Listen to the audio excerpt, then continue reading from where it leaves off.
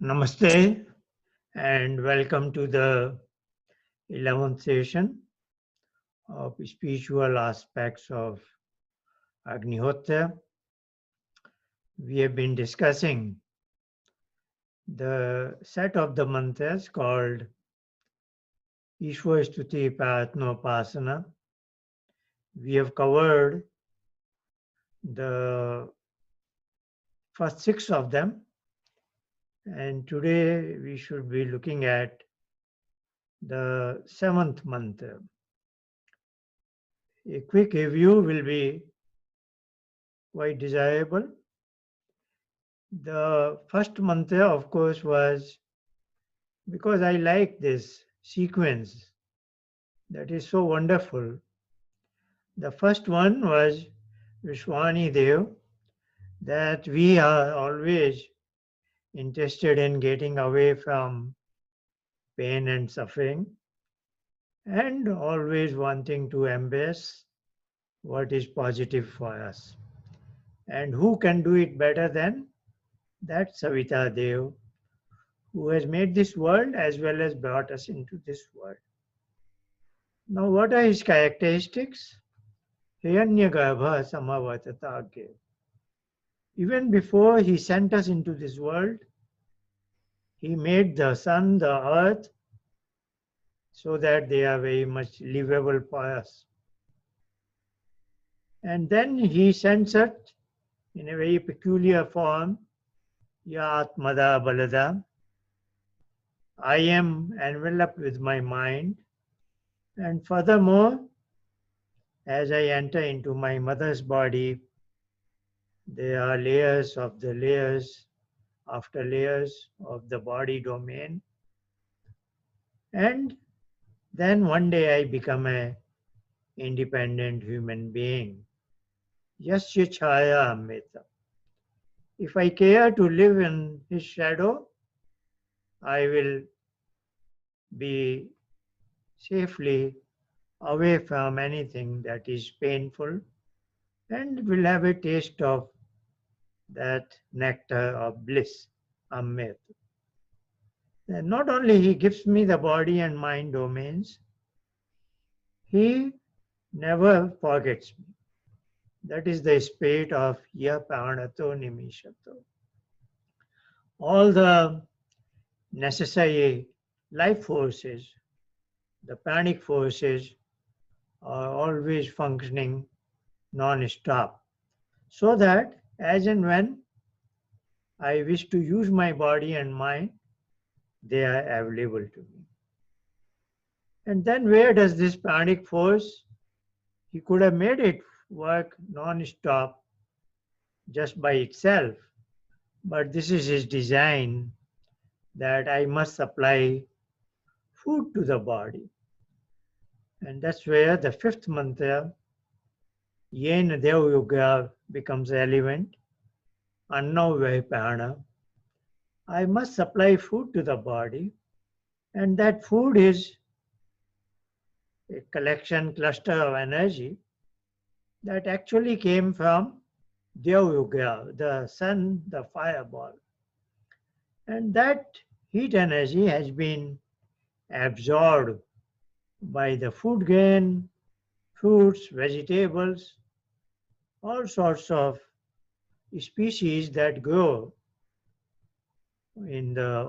grow from the earth, and that is never ending.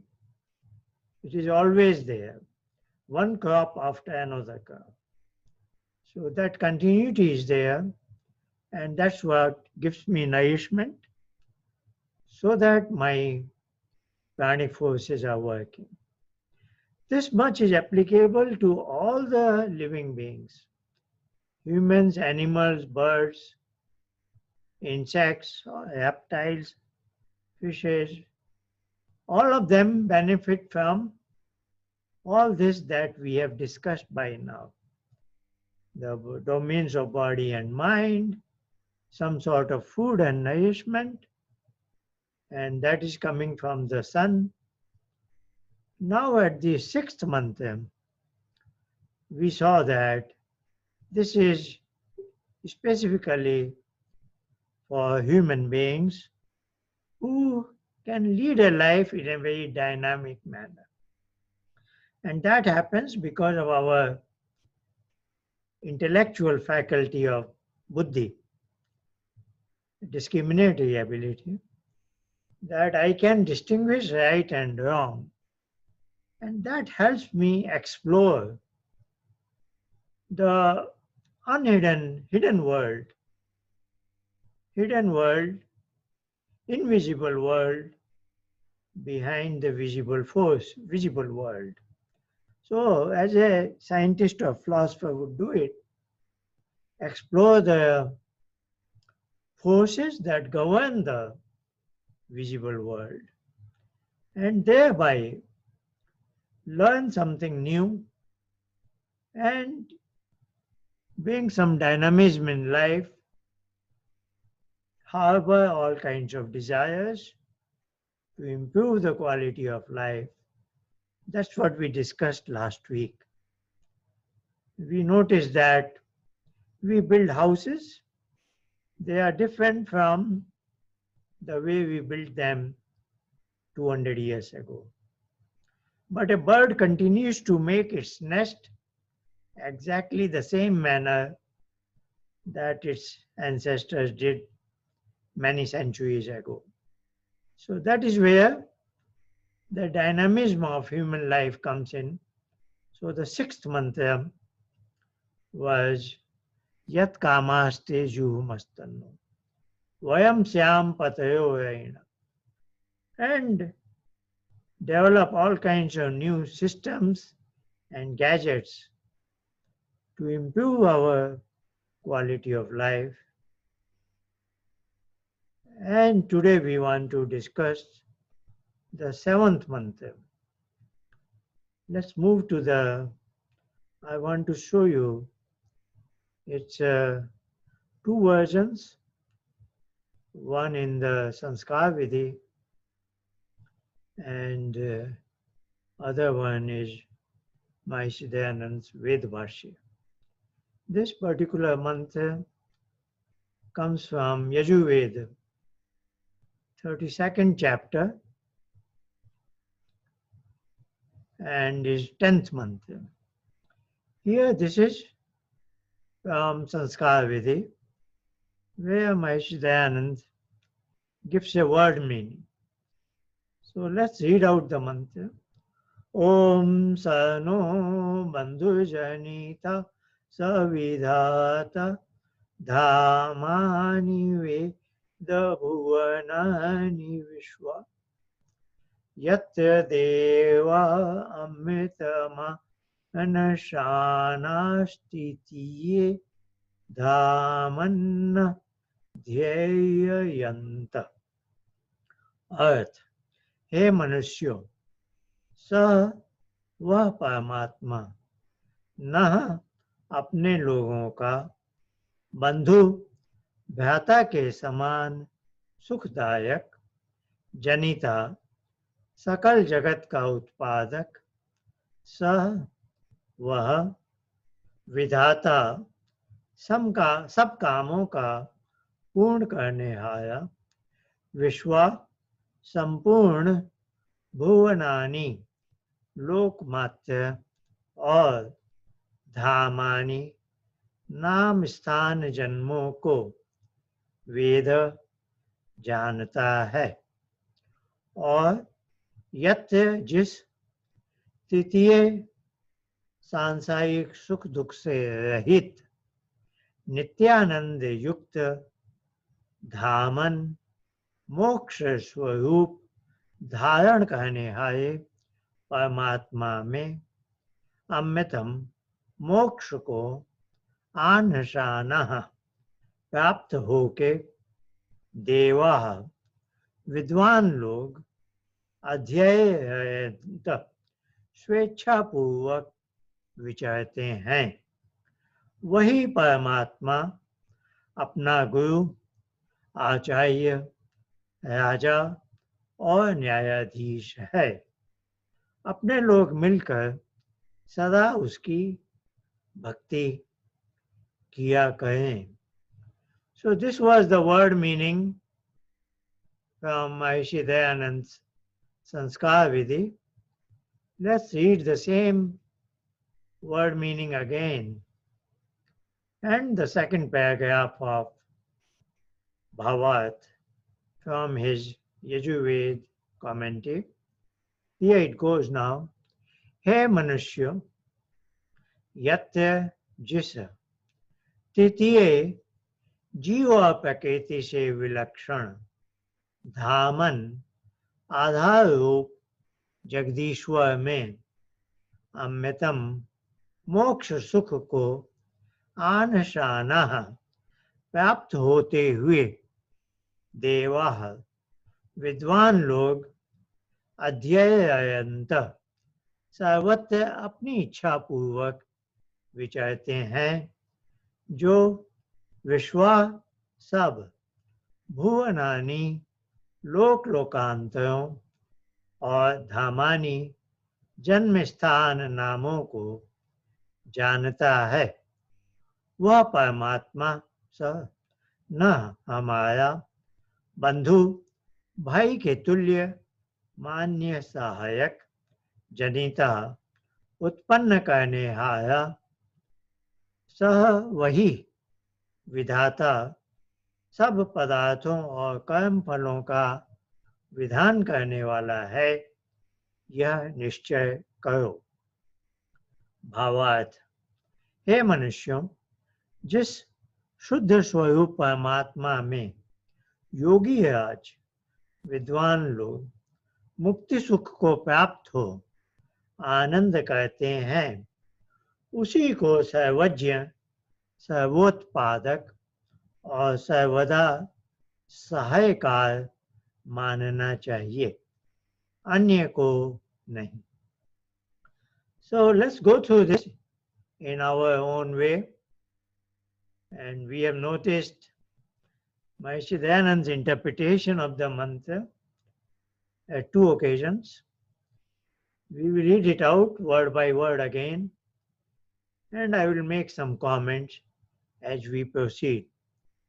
Sa is of course the pronoun for he, and as we have seen on many occasions, like in Sapayaga Chukra Makayam, 40th chapter Yajurveda.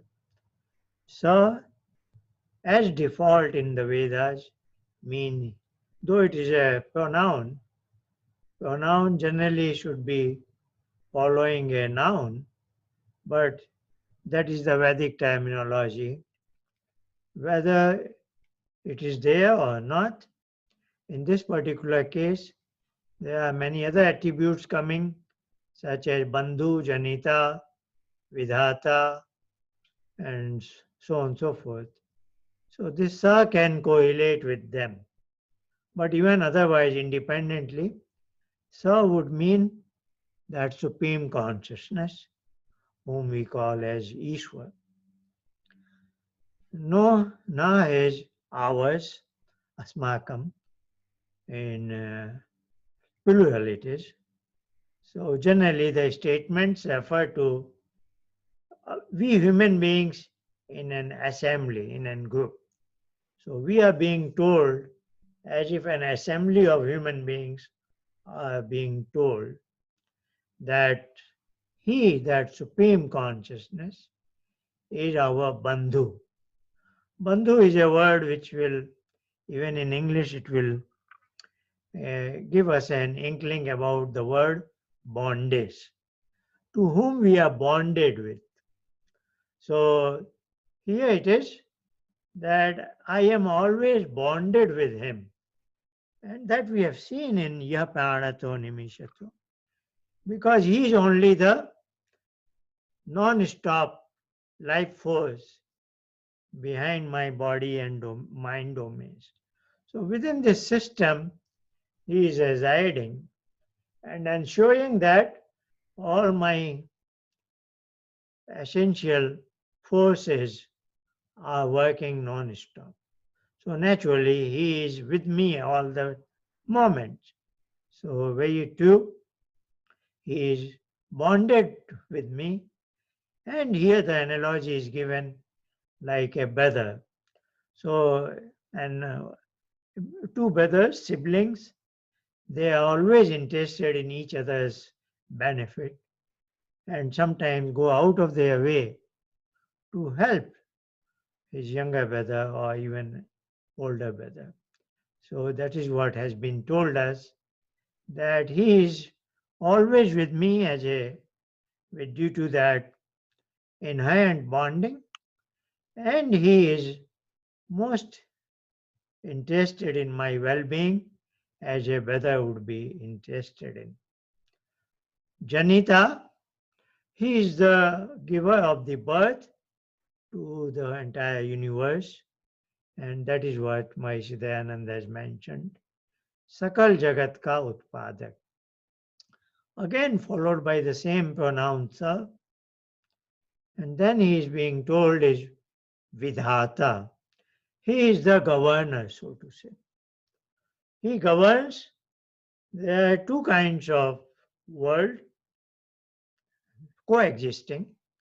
The material world, whereby all the material things are governed by the laws of physics that our scientists have discovered.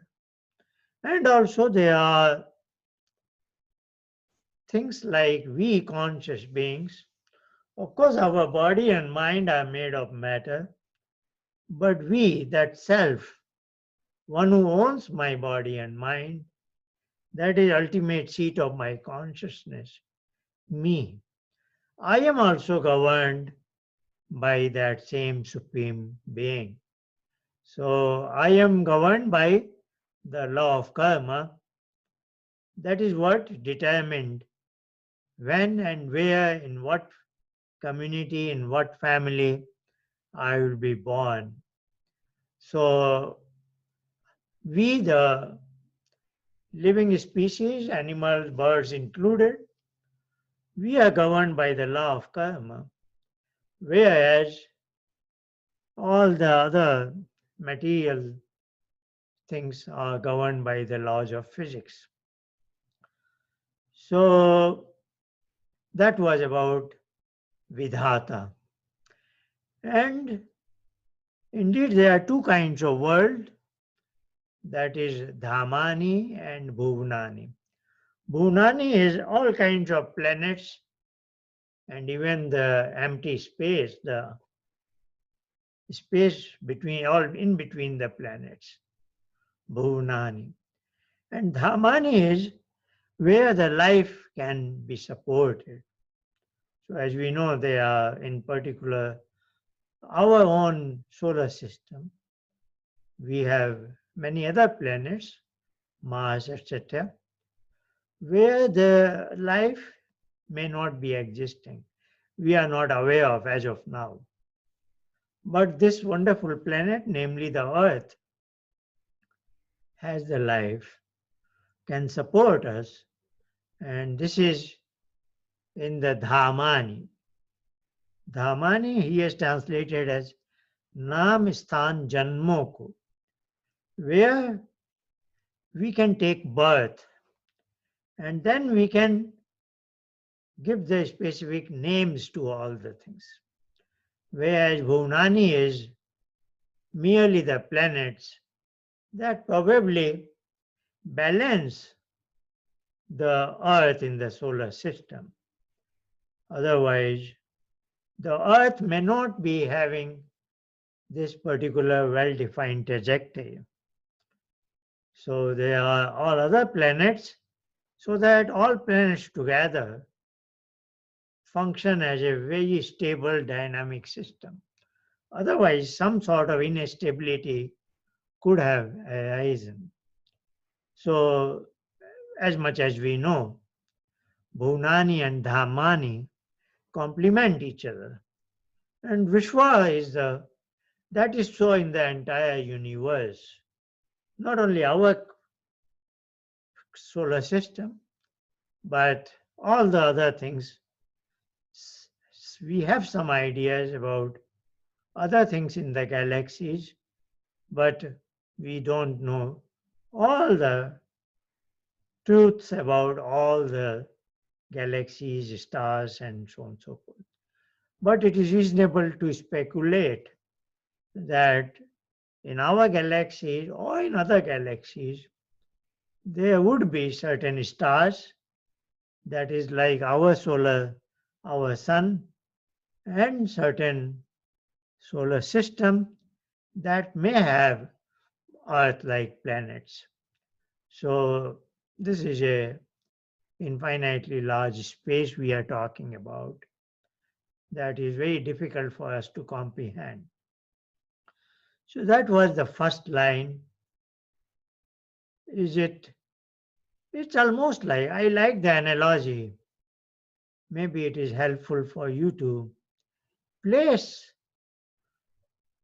we the human beings in the world. What is our relationship with that Bandhu and Janita, Vidhata, etc.? Is it just imaginary, or it is something in real life? That's what these mantras are supposed to guide us and tell us.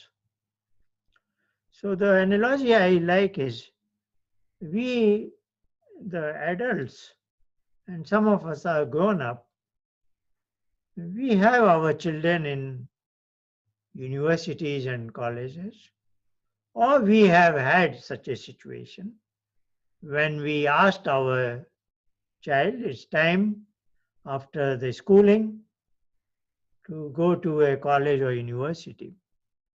And very often there is a situation that they go away from the parents and live slightly independently in a university dormitory and that kind of situation. So I like to encourage you to think in this term. Look at as if we, the human beings, are in this world, and this is like we have been sent by that Supreme Being for a limited time. Okay, now you are independent human being, as if you send your child to a college or university. I am sending you to the world, isn't it? We send our child to the university maybe 4 years, 5 years, slightly extended period. But he is sending us into this world, again an educational university kind of a thing. His university, this is, where we are supposed to go through a process of learning right from the birth until our last breath. So look at this world as a university for us, and we are accustomed to the scenario that we have sent our children to a university for a limited period. And then we had a relationship with our children. We assured them that all their basic needs will be met. We will pay for their tuition. We will take care of their living expenses and other needs, the books and even a mobile phone, internet links and computers, everything. And then we express our expectation. Expectation is twofold. One is we do tell them we want their university time, 4 years, a very valuable time for their own development. Physical, we want them to take care of their body and maintain good health, and also knowledge, intellectual development. That is the primary focus in the university. So along with their own development, that's what the student life is all about. what we call as Brahmacharya ashram, focused for self-development. We are assuring them that we are there and stay connected with us. Of course, you will be busy with your studies, with your friends and all, but do call us once in a while in the weekends or weekday evenings. So we want them to be staying connected with the parents, even though we know their primary purpose is their self-development through the education process. Now this is level 1 between me and my child in university. Let's go to the level 2, that Supreme Being and me in this university of the world. And now, as if in this mantra, he is telling us that stay connected with me because I am your closest. There is nobody more interested in your growth and development than he is.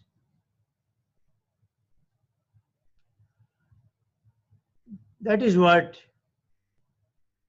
he is telling us through the words Bandhur-Janita, Vidhata, and so on and so forth.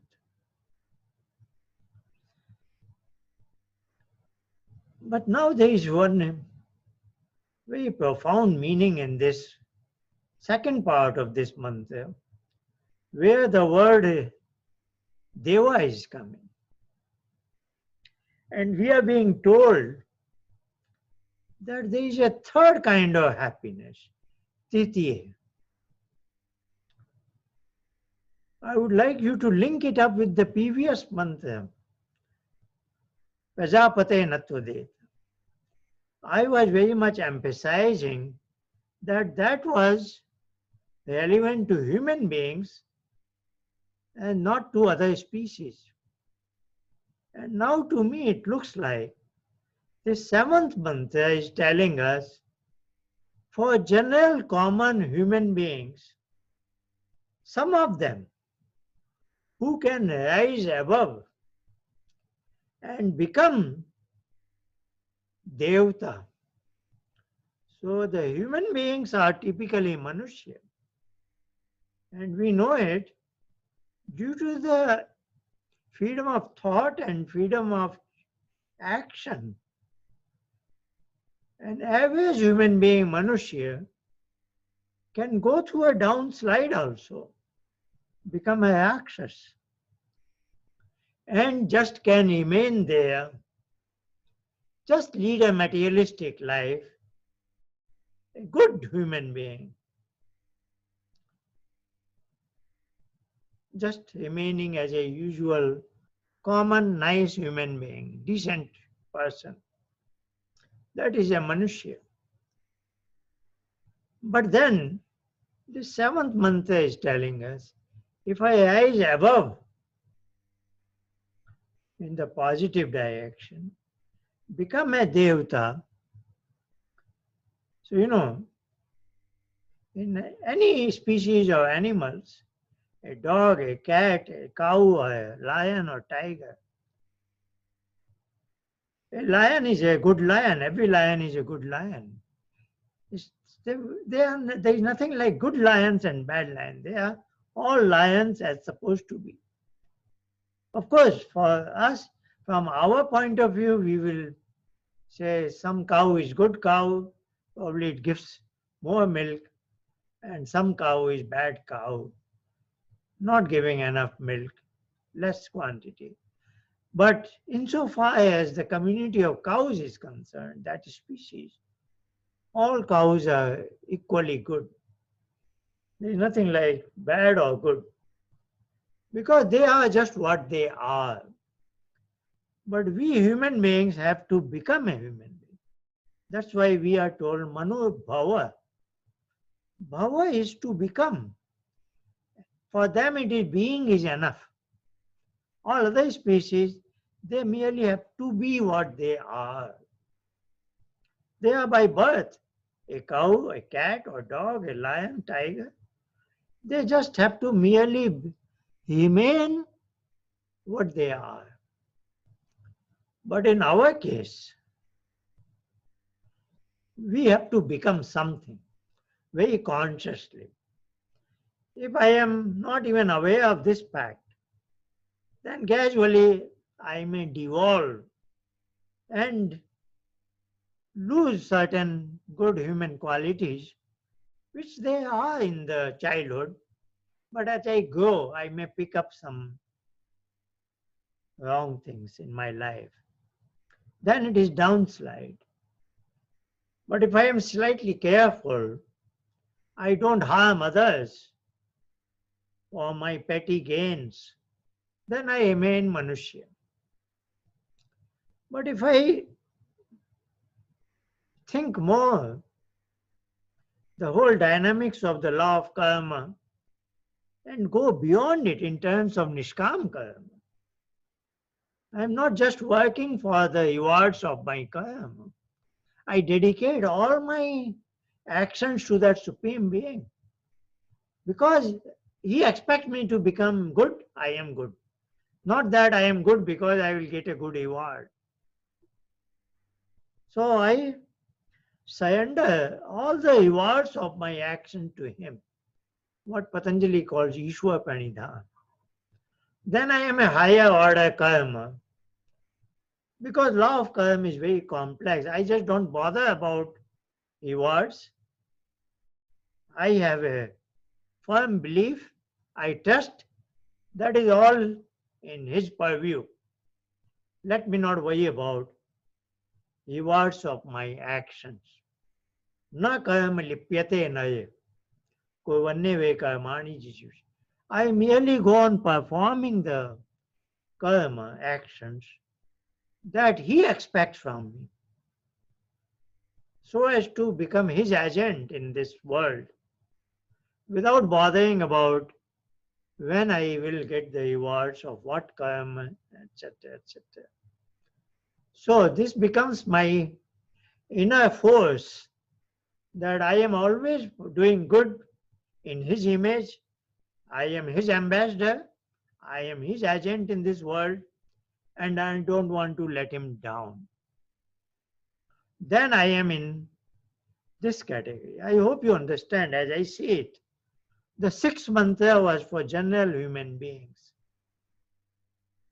Told that, yes, even in the material world, you can improve your quality of life. But in so doing, if you adopt unfair means, then you are going downslide of the human values. And then seventh mantra is of course not applicable to you. So seventh mantra is applicable to higher quality people. Amit manashana stitiye dhaman dhyayayanta. So titiye is सांसारिक सुख दुख से रहित नित्यानंद युक्त.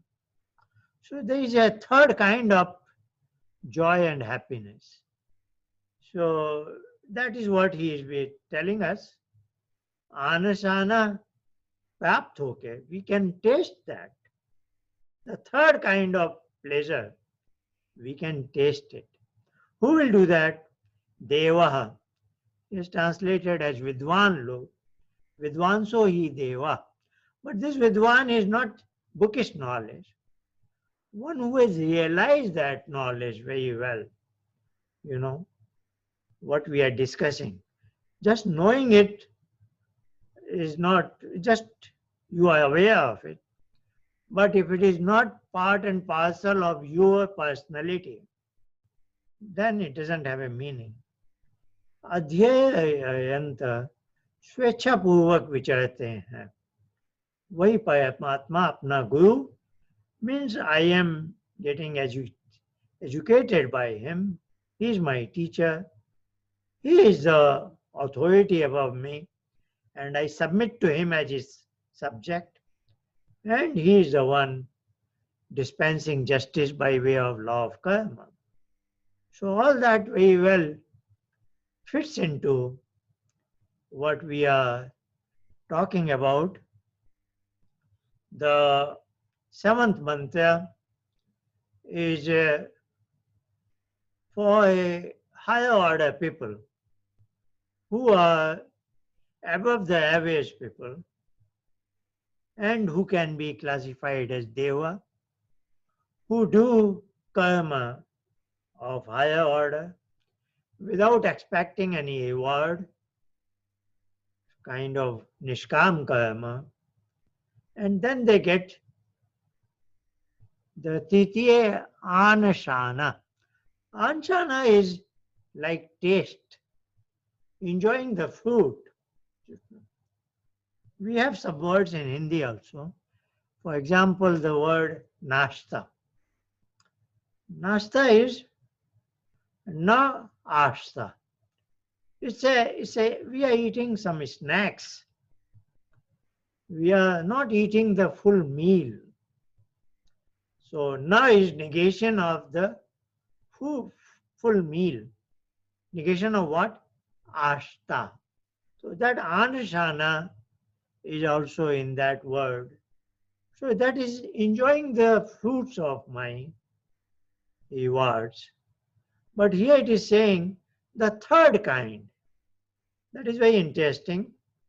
If you look at our day-to-day life, the first kind of joy, pleasures, which is very visible kind.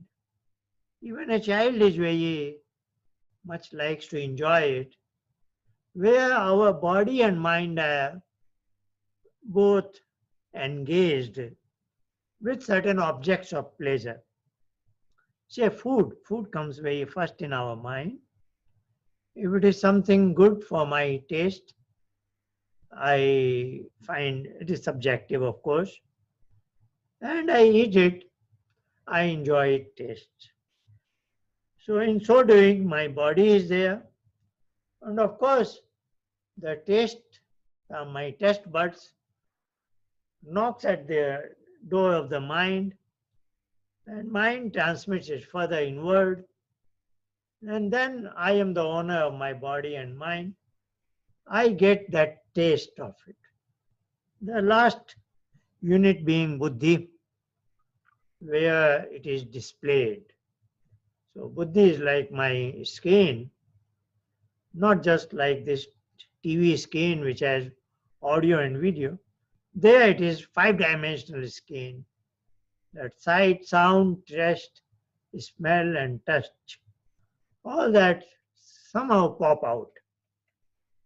And I, the Purush, the self, the me, what Vyas calls in the commentary of the Yoga philosophy, Buddhi Pati Samvedi. So whatever happens in Buddhi is automatically, its image is false on me. That is what this bonding is between me and my mind, so to say. That is what is called bondage. Until I am liberated, I am hooked to my mind and then on to my body. So now this taste which has popped out of my buddhis, imagine it like a skin. I get it, it becomes my bhog. One is I get aware of it, that is the knowledge thing. And if I fancy, if all this happened because I had a craving for the food, that is called raga, then this carried forward from buddhi, it is automated as me being buddhi pati samvedi.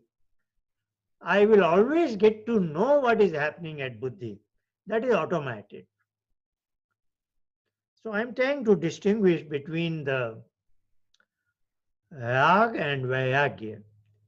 You know, both persons are eating same food.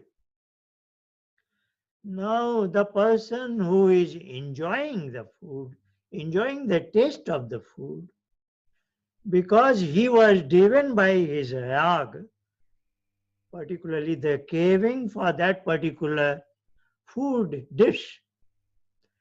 So naturally, he had that temptation. He was looking forward to that particular food and its taste.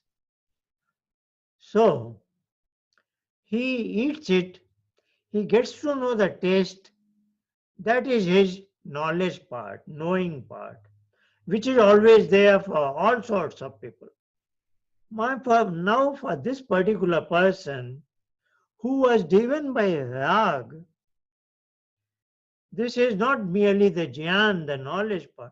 Now, this is experience, the bhog part. So, this buddhi vritti is not just jnana vritti for him, this is bhog vritti for him. So, this is not because it was not nishkam karma. He very much desired it. So, yat kamaste. So, sixth mantra very much encourages us, dharma, arth, kam, to enjoy them. But this seventh mantra is implicitly, when it talks about the third kind of pleasure, it is trying to go beyond this. It's not telling us not to enjoy the food, enjoy it, but go beyond it. So, bhog is very much relevant, but not always. So, when I was driven by the rag, it became buddhivitti, but that buddhivitti, because of the relationship between purush and buddhi, automatically that thing goes up into me. So, like I am watching TV. So, TV news, the announcer, the speaker said something, and I get to know it. But sometimes in television, I am watching a movie, a film, something, I get to know what is happening. But sometimes I participate in that fiction. It is a fictional movie, but I become so much part of it, is that due to certain events, not only I know it, it affects me as if I am part of it. Sometimes I have tears also. So, what I'm trying to say, when you watch a TV, sometimes you are detached from it, that you just get to know what is happening on the TV. But sometimes you get so much attached to it that it affects you as if you are going through that event in real life, though it is not happening to you. But you have chosen to become part of that event in the film, is it not?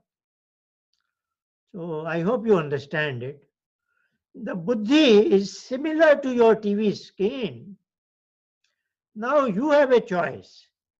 You can get to know what buddhi is displaying, because that is very important. That's how we are learning the Ved mantras, is it not? If we were not picking up what buddhi was telling us, then we will not get to know the knowledge, is it not? Vedic knowledge or philosophy of yoga and sankhya and all that. So buddhi must automatically be picked up by the purush, and that is a built-in mechanism that is bound to happen, and that we should be very thankful. That is how we acquire knowledge. But the next stage, the buddhi becoming bhog is my choice. Like I may watch a TV, but not get become so much a part of it. I can watch from a distance and remain detached from it, is it not? That detachment is very important. And when I remain detached from it, though it was a tasty food, but then it did not leave an impression in my mind in terms of craving. If you enjoy the food so much, then you look forward to it again. Maybe I'll get it tomorrow also. But if you are detached from it, You got to know the taste of it. That was nice, but it did not leave any impression on you. That impression is vasana, and when it becomes active, it becomes like a craving, it is rag. So there is a whole cycle of all this. This is not the opportunity where I go into detail of all this mechanism, but I am trying to get to know the meaning of the TTA. So this was first kind of pleasure where body, mind and self are fully involved. Here also I have a choice. I could have just eaten the food without letting it leave the impression in me as vasana, or I became a part of it. It depends on the maturity of a human being. And that's the maturity we are being expected to develop when the third kind of pleasure is being asked. So now let's look at the second kind of pleasure. So first kind of pleasure, which of course has its downside also, sukh and dukh. So there is an occasion that I go through sukh, and there are occasions where I go through dukh. That's life. Now the second kind is where body is not that much involved. I am just going through the past events of my mind. You know, you can recall a past event. Sometimes an event, you think about it, you feel good.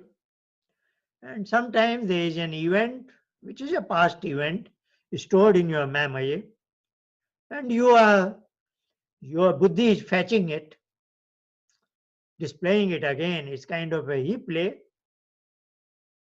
on your TV, like we replay some programs we have missed or we want to play. We like it so much, we play it again. So, that's what our mind is, very complex system, very, very much more complex than a television set. Instead of 2 dimensions, 5 dimensions. And the memory, the what we have typically a VCR, that has a very complex system. So all my past experiences are involved, stored, past knowledge is stored, past practices, actions are stored.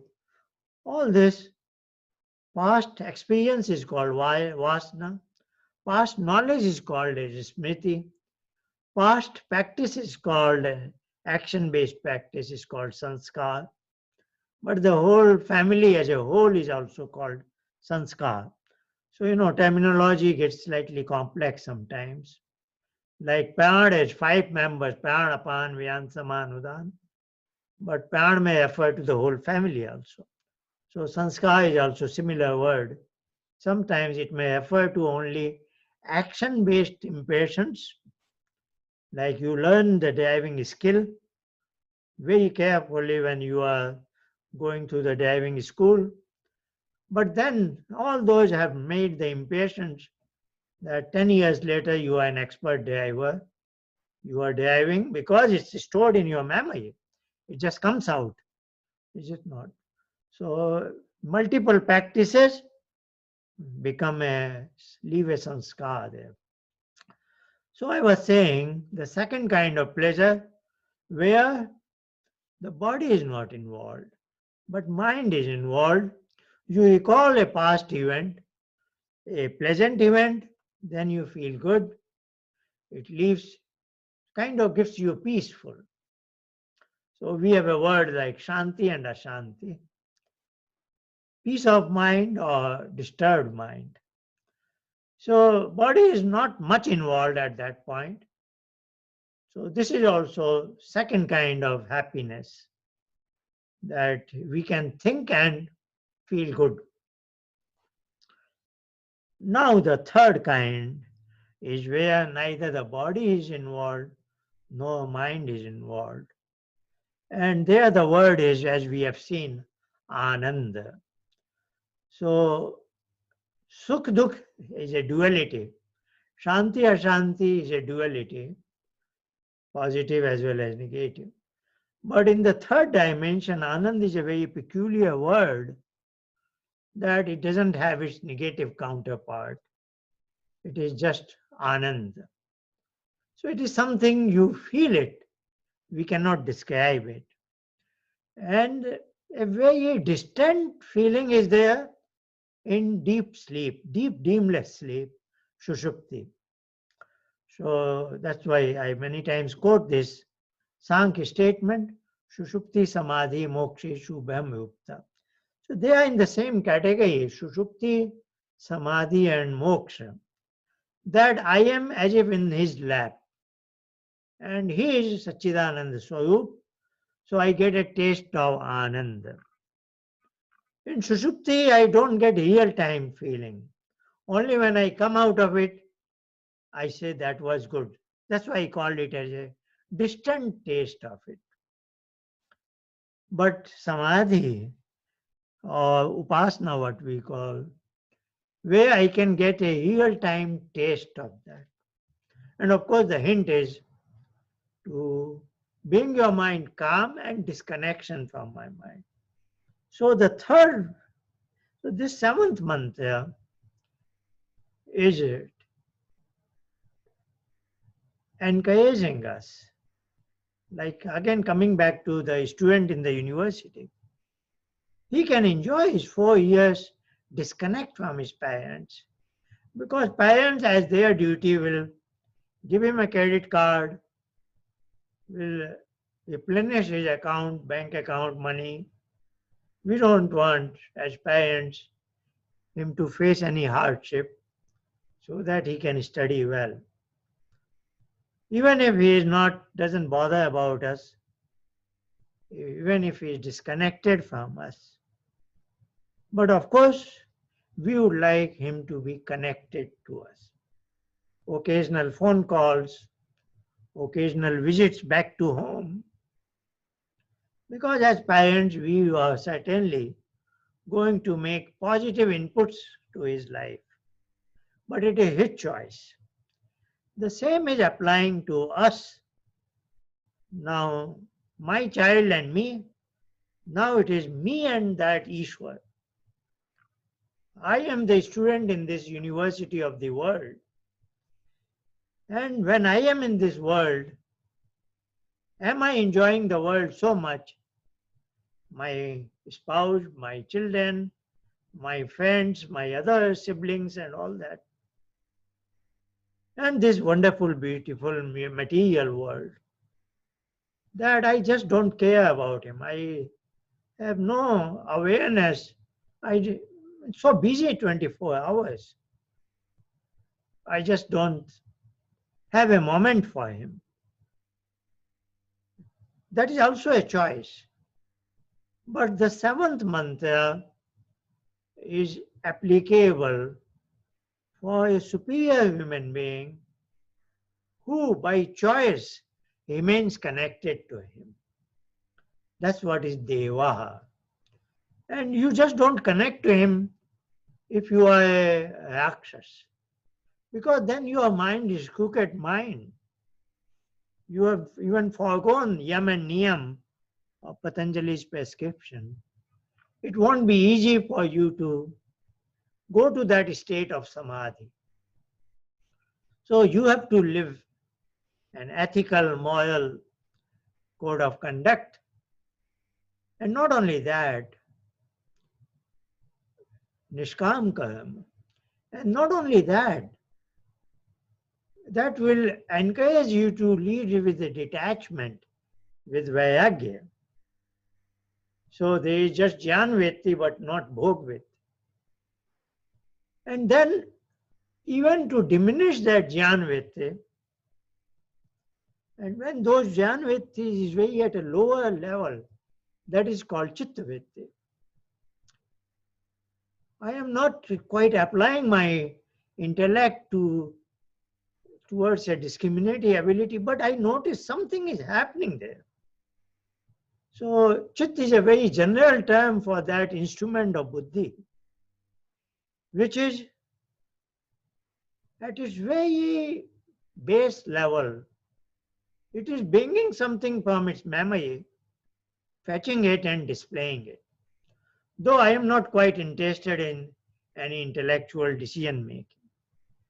And deep in meditation, that's what becomes challenging. How to stop this function of chitta? Buddhivritti is relatively easy. So that we say from thoughtfulness to thoughtlessness. But when we are away from thoughts, some image comes on my chitta. And even that I want to get away from it. So that chittavritti, in modern nomenclature, I will call it mindfulness. Chit is filled of something is there. And I want to make it blank chitta. So I will say now the second level of journey is, first level of journey is from thoughtfulness to thoughtlessness. Second level of challenge for a meditation practitioner is chittavritti niyodha. I will call it as mindfulness to mindlessness. So when your chit is absolutely blank, still, calm, then you disengage from it, disconnect from it. And then you are connected with that. It's a very cumbersome, very complex process. But that should not discourage anybody not to venture into this enterprise. This is very important. This is actually the core and crux of the human life. This is how we are different from animals and birds. We have to live to that so that I say, yes, I love him. He is my bandhu. I reciprocate that love to him. I want to be with him. Is it not? So that desire, as it builds up, comes the success also comes there. I will say just like we desire to have very good sleep, deep, dreamless sleep, called sushupti. We go to bed with all the necessary things done, carefree from the world, and we want to go into sleep, hoping for the best quality of sleep. But that end of the night, we wake up in the morning, then we evaluate our sleep. It wasn't necessarily deep, dreamless sleep. Maybe I had some dreams, even nightmares, whatever it. So sleep was not the way I had desired. The ideal sleep, I did not receive it. But it doesn't tell me, I don't decide, no, I will stop going to sleep. Is it not? I still try to evaluate the situation, why my mind is so anxiety, what are the things bothering, what are the stress, why my sleep is not improving, is it not? I will try to improve upon my sleep and never take a decision, forget about sleep because I don't get ideal sleep. In the same way, meditation practice, ideally I should want to go to mindlessness and then connection with him and then taste that third kind of pleasure. Manashana sthiti. But even if it is not happening, let me continue with the practice of meditation, and that practice will improve gradually, that one day I will have a glimpse of that. And then that time window will expand, maybe for a few seconds, for a minute or so. That is where you will get the progress. So this month, as I see it, it is for a human being who is living in the world, but he is in the higher level. He is not just at Vijnanmaya course. In the Panch course description, if I were to say, Annamaya course, all these material things human beings have made. Pranamaya course, plants and trees, where also the cyclic forces are working. And of course, we animals, birds. Manomaya kosh, all the living species are there. Animals, birds, we are also included in that. Now, human beings have the fourth layer in the pyramid, Vijnanmaya kosh, our intellectual discriminatory ability. That is for the sixth mantra that we came to the fourth layer of the pyramid, Annamaya, Pranamaya, Manomaya, and Vijnanmaya. Today we have discussed the seventh mantra, which is the apex of the pyramid, that is Anandamaya Kosh. So we are being told that as a human being, Vijnanmaya Kosh is not my limit. I can rise above and live in Anandamaya Kosh. And if I do that, I consciously make this progress that I can find some moments in Anandamaya Kosh, then I will be eligible for moksha, and that is described in the next mantra, Agninaya Supathaya. We will discuss it next week. Thank you for your attention.